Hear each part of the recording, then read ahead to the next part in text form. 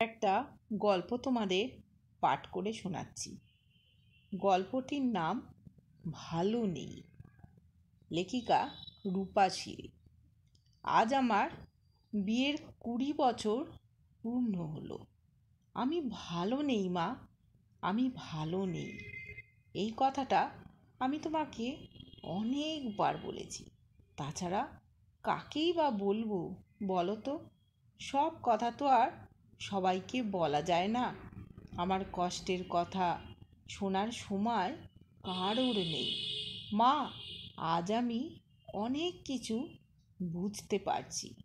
2 সন্তান আমার, সেই কবে এলাম সবাইকে ছেড়ে সংসার করতে। হয়ে উঠেছি সংসারী।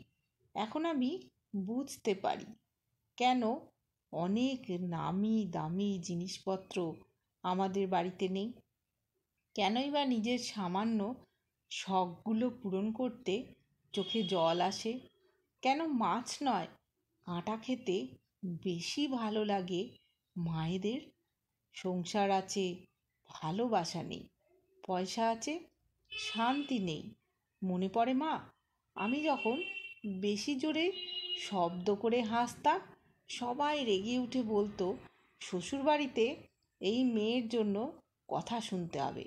অন্যায় দেখলে যখন প্রতিবাদ করতাম, সকলে বলতো এমন স্বভাব থাকলেই হয়েছে, মেয়েকে বাপের বাড়িতে দিয়ে যাবে। এখন আমি আর কোনো কিছুর প্রতিবাদ করি না, মুখ বুজেই থাকি। আর বেশি শব্দ করে হাসা, সে তো আমি ভুলেই গেছি মা। আমি হাসতেই ভুলে গেছি।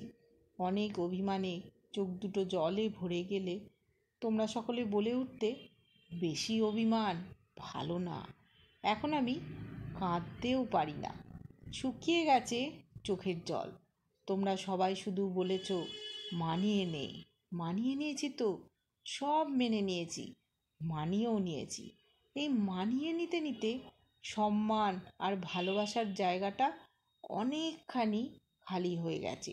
বড় অভাব কিসের জানো? টাকা বা পয়সা নয়, সম্মান আর ভালোবাসার।